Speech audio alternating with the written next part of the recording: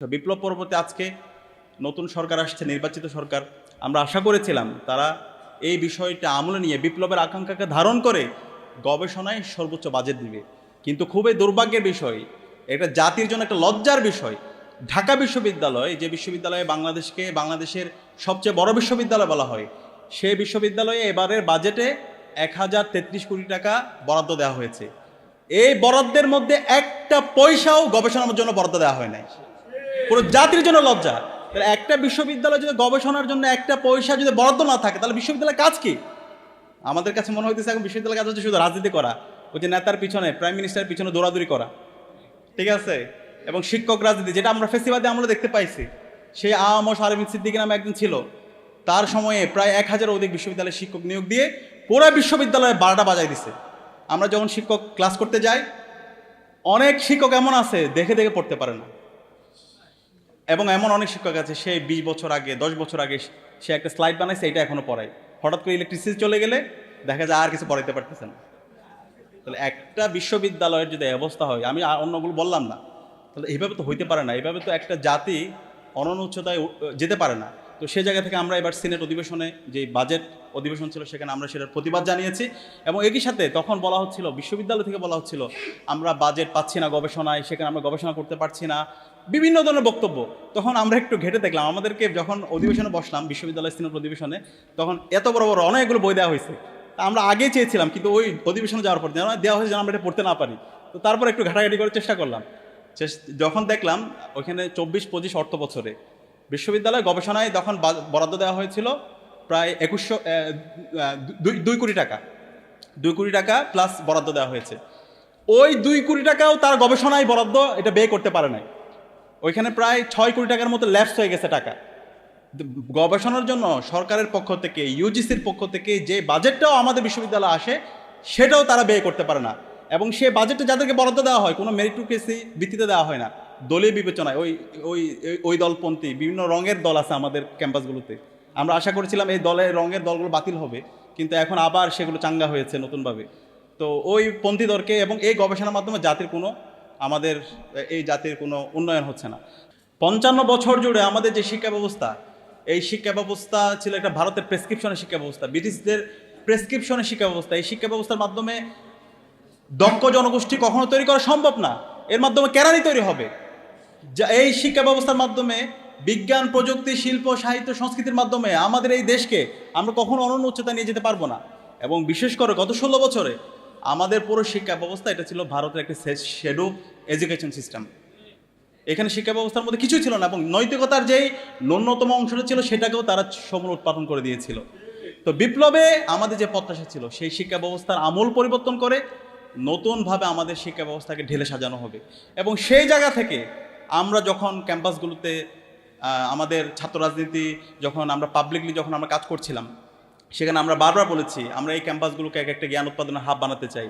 আমরা যখন নির্বাচন হওয়ার পর আমরা বলেছি ঢাকা বিশ্ববিদ্যালয়কে আমরা একটা পূর্ণাঙ্গ একাডেমিক ইনস্টিটিউট হিসেবে বিনির্মাণ করতে চাই। এবং আমরা বলেছি, বারবার আমরা বলেছি, আমাদের এই গবেষণা সবচেয়ে বেশি বরাদ্দ দিতে হবে। কিন্তু খুবই দুর্ভাগ্যের বিষয়, বিপ্লব পরবর্তী আজকে নতুন সরকার আসছে, নির্বাচিত সরকার। আমরা আশা করেছিলাম তারা এই বিষয়টা আমলে নিয়ে বিপ্লবের আকাঙ্ক্ষাকে ধারণ করে গবেষণায় সর্বোচ্চ বাজেট দিবে। কিন্তু খুবই দুর্ভাগ্যের বিষয়, এটা জাতির জন্য একটা লজ্জার বিষয়। ঢাকা বিশ্ববিদ্যালয়, যে বিশ্ববিদ্যালয়ে বাংলাদেশের সবচেয়ে বড় বিশ্ববিদ্যালয় বলা হয়, সেই বিশ্ববিদ্যালয়ে এবারের বাজেটে 1033 কোটি টাকা বরাদ্দ দেওয়া হয়েছে। এই বরাদ্দের মধ্যে একটা পয়সাও গবেষণার জন্য বরাদ্দ দেওয়া হয় নাই। পুরো জাতির জন্য লজ্জা।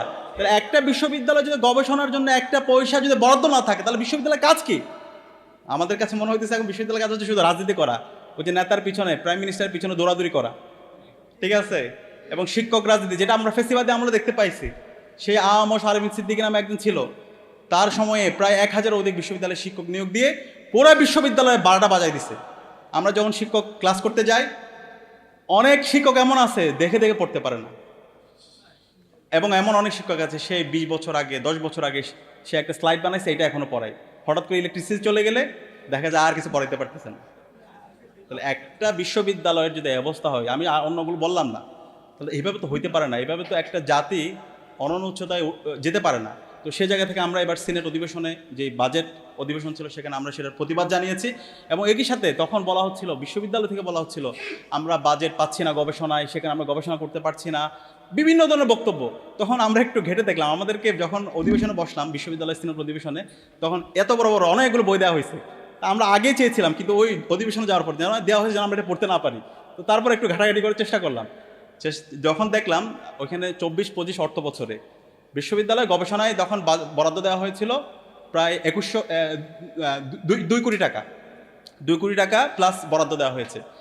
ওই 2 কোটি টাকাও তার গবেষণায় বরাদ্দ এটা ব্যয় করতে পারে নাই। ওইখানে প্রায় 6 কোটি টাকার মতো ল্যাপস হয়ে গেছে টাকা। গবেষণার জন্য সরকারের পক্ষ থেকে, ইউজিসির পক্ষ থেকে যে বাজেটটাও আমাদের বিশ্ববিদ্যালয়ে আসে সেটাও তারা ব্যয় করতে পারে না। এবং সে বাজেটটা যাদেরকে বরাদ্দ দেওয়া হয় কোনো মেরিটোক্রেসি ভিত্তিতে দেওয়া হয় না, দলীয় বিবেচনায়। ওই ওই ওই দলপন্থী বিভিন্ন রঙের দল আছে আমাদের ক্যাম্পাসগুলোতে। আমরা আশা করেছিলাম এই রঙের দলগুলো বাতিল হবে, কিন্তু এখন আবার সেগুলো চাঙ্গা হয়েছে নতুনভাবে। তো ওই পন্থী দলকে এবং এই গবেষণার মাধ্যমে আমাদের এই জাতির কোনো উন্নয়ন হচ্ছে না। তো সে জায়গা থেকে আমরা অনুরোধ করব, বর্তমান সরকার তারা বলেছে এবার মোট জিডিপির 2% তারা শিক্ষায় বরাদ্দ দিয়েছে, কিন্তু এগুলো কিছুই না এবং তারা এটাকে উন্নয়ন করতে চায়, কিন্তু আমরা তাদের কাজে দেখতে চাই। বিশ্ববিদ্যালয়গুলোতে আমরা যখন দেখি এবং অ্যাক্টিভিটিগুলো দেখি আমরা হতাশ হচ্ছি। আমরা সে আগের মতো করে দেখতে পাচ্ছি দলীয় বিবেচনায় শিক্ষকদেরকে নিয়োগ দেওয়া হচ্ছে এবং এটা খুবই কষ্টের বিষয়। আমরা ছাত্র সংসদ নির্বাচিত হওয়ার পরে প্রত্যেকটা জায়গায় অসহযোগিতা। আমরা কি কোনো দলের কাজ করতেছি? আমরা শিক্ষার্থীদের জন্য কাজ করতেছি। আমরা বলছি বিশ্ববিদ্যালয়ে যেন আর কখনো গণরম গ্যাস্ট্রম কালচার ফিরে না আসে। আমার যে ভাইটা কুড়িগ্রাম থেকে আসে, আমার যে ভাই বোনটা সে টেকনাফ থেকে আসতেছে, ঢাকায় তার কেউ নাই থাকার জন্য, আমরা চাই তাদের জন্য একটা সুন্দর একটা পড়ার টেবিলের ব্যবস্থা করতে, সুন্দর একটা রুমের ব্যবস্থা করতে, তার যেন কখনো আর গণরম গ্যাস্ট্রম কালচার ফিরে যেতে না হয়। সেই জন্য 841 কোটি টাকা একটা প্রকল্প আসছে। এতদিনই সেই প্রকল্পের কাজ দৃশ্যমান হওয়ার কথা, কাজ শুরু হয়ে মোটামুটি 20-25% হয়ে যাওয়ার কথা, কিন্তু আপনারা যেন অবাক হবেন এখন পর্যন্ত এই প্রকল্প কাজ শুরু হয় নাই। তারা আবার রিভিউটা পাঠাইছে, আবার রিভিউ করে আবার করবে, এরকম করতে করতে আমাদের আশঙ্কা হচ্ছে এই প্রকল্প কখন ল্যাপস হয়ে যায়, কখন বাতিল হয়ে যায়। এইভাবে হইতে পারে না। আমরা বেঁচে থাকতে এই ক্যাম্পাসে আর কখনো গণরম গ্যাস্ট্রম কালচার ফিরে আসতে সেটা দিব না। এবং আমরা এই অন্তর্বর্তীকালীন সরকারের সময়ে ডাকসুর পক্ষ থেকে আমরা বিভিন্ন প্রজেক্ট নিয়ে এসেছিলাম শিক্ষার্থীদের জন্য। আপনারা জানেন শিক্ষার্থীদের জন্য আমরা আমাদের এই ক্যাম্পাসে মেয়েদের জন্য জিমনেশিয়াম, যেটা কখনো ব্যবস্থা ছিল না সেটা আমরা ব্যবস্থা করেছি।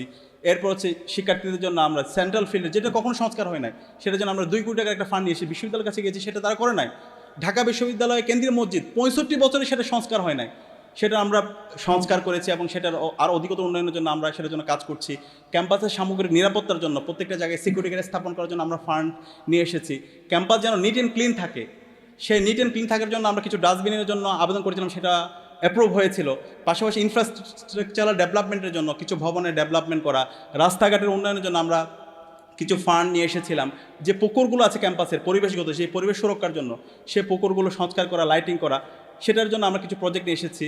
কম্পিউটার ল্যাব স্থাপন প্রত্যেকটা হলে যেন শিক্ষার্থীরা, বর্তমান যুগটা হচ্ছে টেকনোলজির যুগ, শিক্ষার্থীরা যেন বিভিন্ন প্রযুক্তির মাধ্যমে নিজেদেরকে উৎকর্ষ সাধন করতে পারে, নিজেদের সফট স্কিল ডেভেলপমেন্ট করতে পারে, সেরকম কিছু ফান্ড নিয়ে এসেছিলাম। কিন্তু দুর্ভাগ্যের বিষয় নতুন সরকার আসার পরে সবগুলো প্রজেক্টগুলো তারা বাতিল করে দিছে। বা এটা কি শিবিরের বা মানে হচ্ছে প্রকল্প, নাকি এটা জামাতের প্রকল্প, নাকি এটা শিক্ষার্থীদের প্রকল্প? এবং যে প্রকল্পগুলো ইতিমধ্যে অনুমোদন হয়েছে সেই প্রকল্পগুলো বাতিল করে দিছে। আচ্ছা, বাতিল করে আপনারা করেন না, তারাও করবে না। এই যে আমরা 2 কোটি টাকা ফান্ড নিয়ে আসছি, আজকে প্রায় 6 মাস ধরে আমরা এটা নিয়ে কথা বলতেছি, কিন্তু এখন বৃষ্টির কারণে ঢাকা বিশ্ববিদ্যালয় সেন্ট্রাল ফিল্ডে যান, হাঁটু পর্যন্ত পানি, ছেলেমেয়েরা খেলাধুলা করতে পারতেছে না। হয় আপনারা নিজেরা ফান্ড নিয়ে এসে কাজ করেন, অথবা আমাদেরকে করতে দেন। তারা নিজেরাও করবে না, আমাদেরকে করতে দিবে না। এটা কোন ধরনের হিপোক্রেসি? ঢাকা বিশ্ববিদ্যালয় সেন্ট্রাল মসজিদে আমরা অনেক কষ্ট করে, আমরা বিশ্ববিদ্যালয়ের বয়সনকে বসে হয় না, পরবর্তী আমরা নিজেরাই মসজিদের সংস্কার করলাম এবং এসি নিয়ে আসছি। অনেক কষ্ট হয়ে যায় মুসল্লিদের। সে এসি আমাদেরকে বলা হয়েছিল 1 মাসের মধ্যে সেটা এসি ইলেকট্রিসিটি কানেক্ট করা হবে। এবং আজকে যিনি অন্তর্বর্তীকালীন সরকারের সাবেক ধর্ম উপদেষ্টা, উনি আমাদের উদ্বোধন অনুষ্ঠানে ছিলেন, সাবেক বিসি ছিলেন। কিছুদিন আগে প্রেস রিলিজ দিয়ে বলা হয়েছে নাকি এটা আমরা অনুমোদন ছাড়া এটা আমরা করছি, কিন্তু যে প্রোগ্রামে বিসি উপস্থিত ছিল উদ্বোধনের সময় এবং সেটা সম্পূর্ণ আমাদের রেজুলেশন আছে, মিটিং হয়েছে, কিন্তু এরপর এখন বলতেছে সম্পূর্ণ অস্বীকার করতেছে। তো এই যে হিপোক্রেসিগুলো আপনারা করতেছেন, জাতির সাথে আপনারা যে হচ্ছে দ্বিচারিতামূলক আচরণ করতেছেন, এটা এর মাধ্যমে নিজের পায়ে নিজে কোড়াল মারতেছেন।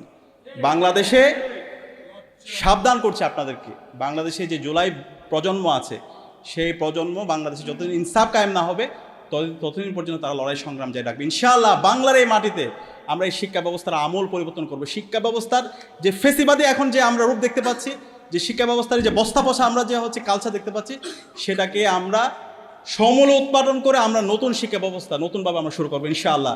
বাংলাদেশে যেদিন জনতার সরকার প্রতিষ্ঠা হবে, যেদিন ইনসাফ বিজয় হবে, ইনশাআল্লাহ আমাদের এই শিক্ষা ব্যবস্থার আমরা আমূল পরিবর্তন করে আমাদের এই বাংলাদেশকে একটা অনন্য উচ্চতায় আমরা নিয়ে যাবো ইনশাআল্লাহ। আসসালামু আলাইকুম।